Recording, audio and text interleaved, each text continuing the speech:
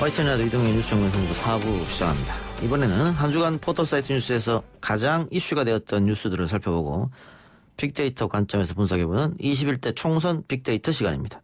피플라이스 소프트 미디어 빅데이터 연구소 소장으로 있는 이경락 박사 나왔습니다. 어서 오십시오. 예, 안녕하십니까. 자, 코로나19가 몇 주째 주요 이슈를 선점하고 있고 네.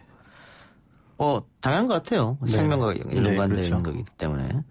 정치 분야 같은 경우에는 총선을 앞두고 여러 논란이 나오고 있는데 네.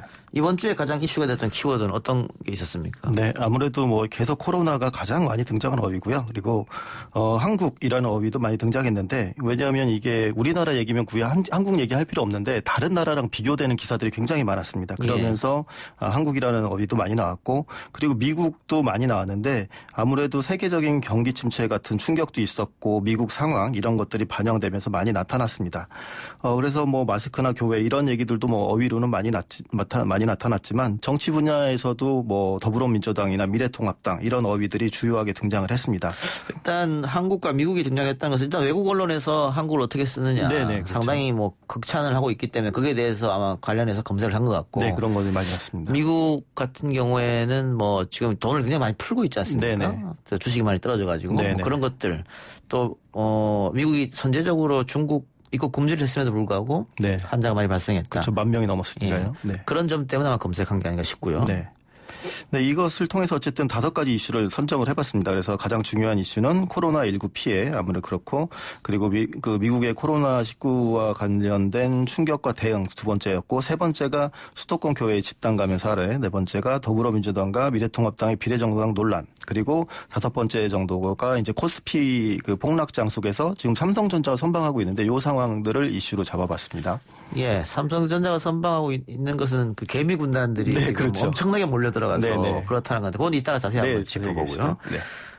자, 미국 같은 경우에는 우리 동맹이기도 하고 또 세계적으로 영향이 당연히 크니까 뉴스 가치가 높다 이렇게 볼 수 있는데 미국에서 퍼지고 있는 한국식 대응 특히 드라이브 스루 방식을 미국도 채택했다. 네네, 그렇습니다. 원래 트럼프 대통령이 지난 3월 6일까지만 하더라도 드라이브 스루 방식에 좀 부정적이었습니다. 그래서 질병통제예방센터 미국의 CDC를 방문했을 때도 한국의 드라이브 스루 감사 이 질문을 받았는데 그때는 이제 한국은 환자가 많고 미국은 그렇지 않다 이렇게 얘기하면서 우리도 할 수는 있는데 우리가 하는 것처럼 그렇게 효과적이지 않다.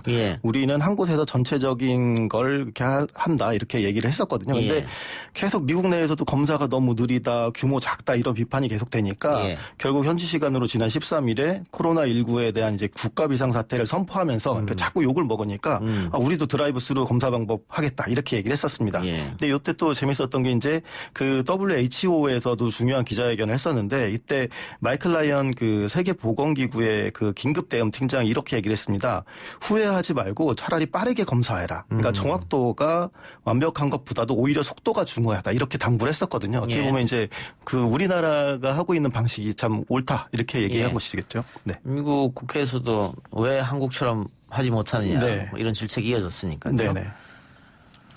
자, 문제는 미국 청문회에서 한국의 진단 키트를 비판하는 듯한 언급이 있어서 이걸로 한국일보가 기사를 썼다가 논란이 되기도 했고 또 홍해걸 씨가 여기에 대해서 내용했다가 또 논란이 되기도 했습니다. 그래서 좀 인터넷에서도 꽤 논란이 됐었던 내용입니다. 이제 결론부터 말씀드리자면 미국 공화당 의원의 오해 혹은 무지로 인해서 벌어진 해프닝이다 이렇게 볼 수가 있겠습니다. 그러니까 상황을 말씀드리면 미국 하원이었는데 코로나19 사태와 관련해서 청문회가 있었습니다. 근데 요 의원이 의사 출신이에요. 그러니까 아무래도 사람들이 좀 더 믿었던 것 같은데 그 의사 출신의 공화당 의원 마크 그린 의원이 미국 식품의약국 FDA 서면 답변을 막 얘기를 하는 겁니다. 여기서 뭐라고 했냐면 한국의 진단 키트는 적절하지 않다. 그리고 FDA는 비상용으로도 이 키트가 미국에서 사용되는 것에 동의하지 않는다. 이렇게 이제 딱 선언을 해버렸거든요. 그런데 이 발언이 문제인 게 이제 미국과 우리의 검사법이 다르고 오히려 우리는 WHO의 기준에 맞춰서 시행을 하고 있었던 거였거든요. 그래서 이 상황에 대해서 이제 정부도 나서서 설명을 했는데 우리나라 진단 키트가 문제가 있다는 게 아니라 이제 미국은 다른 기준을 사용하고 있어서 그게 혼용되면서 그 혼선이 생겨서 그렇게 얘기를 했던 것이다. 그리고 자국 기준에 맞는 키트만 사용하겠다는 게 이제 미국의 앞선 입장이었어요. 그렇게 설명을 했습니다. 근데 이게 그때 그 당시에는 마크 그린 의원이 뭐 FDA 입장이다 그래서 막 대놓고 이제 얘기를 했었는데 그것도 사실 뒤에 나온 얘기 보면 아닌 것 같거든요. 진단하는 방식이 다른 것인데 착각한 거죠. 네. 그리고 FDA도 그렇게 얘기했는데 이게 그 FDA가 태도를 바꾼 것인지 모르겠지만 FDA가 나중에 어떻게 바뀌었냐면 우리나라에서 이제 처음 진단 키트를 만들어서 판매하고 있는 기업에 FDA가 요청을 했습니다. 뭘 요청을 했냐면 직접 연락을 해서 해당 회사에게 이렇게 얘기했습니다. 너 이제 왜냐하면 미국에다 팔려면 우리나라 기업이 그 신청을 해야 되거든요. 그러니까 그래서 먼저 빨리 좀 신속하게 코로나19 진단 키트를 긴급 사용 승인을 받도록 좀 신청을 해달라. 그렇게 해달라는 것을 오히려 FDA 쪽에서 먼저 요청을 받았다. 그러니까 어떻게 보면 이미 확진자가 1만 명을 도파한 가운데 FDA가 오히려 비상용으로 우리 진단 키트를 요청하고 있다. 이렇게 볼 수가 있는 것이죠. 네. 이거는 결국은 그 크로스 체킹을 하지 않고 보도했던 게 좀 문제가 아니었나? 네, 어떻게 보면 미국 의원 정도 되니까 너무 지나치게 이제 정보원을 신뢰해서 확실하게 이제 확인하지 않고 보도한 내용들 이런 것들 그리고 또 SNS에서 의학 전문 기자 또 의사 출신이 또 이렇게 얘기를 하니까 그런 것들이 이제 문제가 됐던 것 같습니다. 기사의 생명은 속보가 아니고 정확성인데 말이죠. 네, 그렇죠. 너무 속보 경쟁만 매달리다 보니까 이런 일이 진단은 빨리 하는 게 좋지만 기사는 정확한 게 좋죠. 그렇습니다. 네. 그리고 최근 제일 부각되는 게 경제 이슈인데요. 네.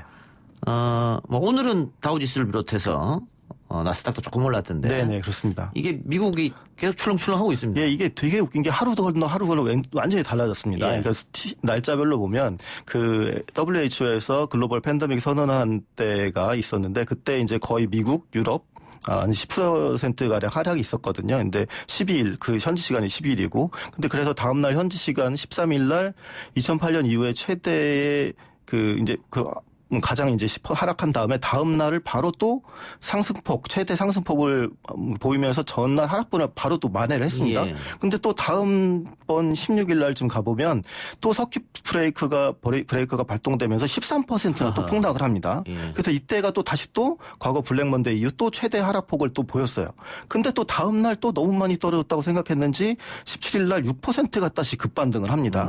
그러다가 또 다음날 18일이 되면서 6.3%가 떨어집니다. 그러니까 이게 하루 건너 하루 계속 이렇게 돼서 다우지수 같은 경우에는 3년 2개월 만에 2만 선 무너졌다고 해서 난리 나고 나스닥도 7천 아래로 떨어졌다고 해서 또 서킷 브레이크 발동되고 또 그러다가 또 19일에 다시 또 반등에 성공하면서 다시 또 2만이랑 7천 선을 회복해요. 그러니까 며칠 사이에 하루별로 그러니까 계속 롤러코스터를 아주 심하게 그렇게 타는 장세가 이어졌습니다. 예. 우리는 그냥 계속 떨어지는 것 같긴 한데. 네네. 자, 아까 우리 얘기한 대로 주식 시장에서 삼성전자에 대한 개인 투자의 맵이 엄청나게 증가하고 있습니다. 왜 이런 겁니까? 그렇죠. 방금 그래도 미국은 그래도 널뛰기라도 하는데 우리는 사실 계속 떨어지고 있는 상황이거든요. 근데 이게 왜 그러냐면 그 개인 투자자들이 삼성전자를 순매수를 3조 7천억 원을 넘어섰습니다. 그러니까 이달 들어서. 근데 외국인이 근데 지난달 이후로 5조 4,353억 원치를 삼성전자 주식을 팔아치웠는데 이것과 매우 대비되는 상황. 외국인은 계속 팔고 개미들은 계속 사고 있는 그런 상황이죠. 근데 이런 것 같네요. 삼성전자는 망하는 회사는 아니다. 네.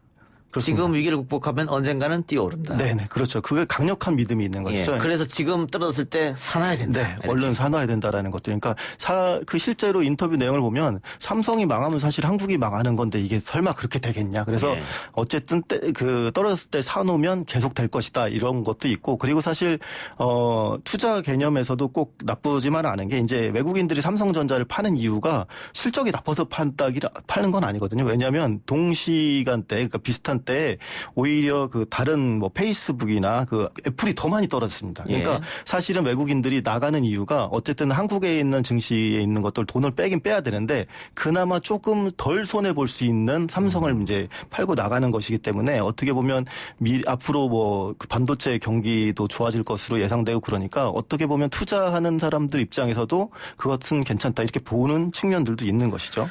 그런데 여윳돈으로 한다면은 전혀 문제가 없겠습니다만 지금 젊은층 사이에서는 빚을 내서라도 사야 된다라는 얘기가 돌고 있다 그래요. 예, 그렇습니다. 그러니까 지금 그 KB증권에서 이제 나왔던 데이터인데 최근 증권 계좌를 신규로 개설한 사람들 보면 그중에서 60%가 20, 30대가 새로 만들었거든요. 예. 근데 그 젊은 층인데 이제 걱정을 하는 거죠. 그러니까 왜냐하면 지금 어떤 거랑 비슷하냐면 코인 때 분위기랑 비슷한 거예요. 비트코인. 그러니까 그 당시에. 그러니까 전문가들이 이제 1997년 외환위기나 2008년 글로벌 금융위기를 직접 겪지 못한 세대가 근데 어쨌든 겪지 못했지만 스스로 좀 불행하거나 혹은 모자라다가 자산이 부족하다 이렇게 생각하고 있는데 좀 무리하게 생애 첫 주식 투자에 나서는 것 아니냐 이렇게 우려를 하고 있습니다. 그래서 아까 지적하신 대로 뭐 이 또한 지나가리라는 식으로 언젠가 오를 거다 이렇게 해서 투자를 하고 있는데 이거를 이제 진짜 투자의 개념이보다는 어떻게 보면 인생 역전 기회로 생각하는 거 있는 거 아니냐.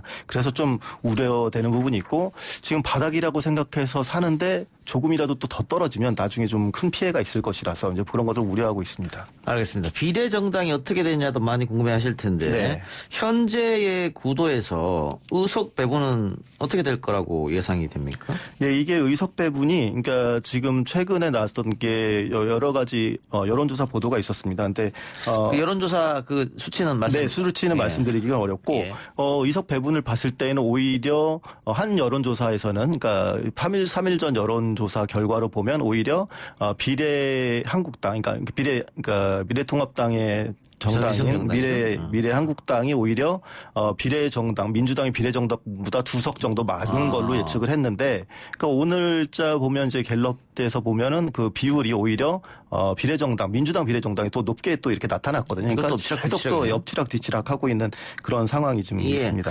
그런데 그 보수 정당에서는 이게 많이 분열되거나 이러지 않았는데 지금 보니까 진보정당 계열 보면 열린민주도 있고요. 정의당도 있고 더불어시민당도 있고 이러다 보니까 나눠 가지고 민주당이 많이 못 가져가는 거 아니냐 그런 분석인 것 같은데 이 전체 파이로 보면 그렇게 큰 차이 안 나는 것 같고요. 네, 전체 파이로 보면 오히려 지금 열린민주당 쪽이 좀 오히려 높게 나오기 때문에 좀 우호적인 것들, 그러니까 정의당까지 포함했을 때 범진보로 봤을 때는 그 두 조사에서 다 더 높게 나오고 있는 상황입니다. 알겠습니다.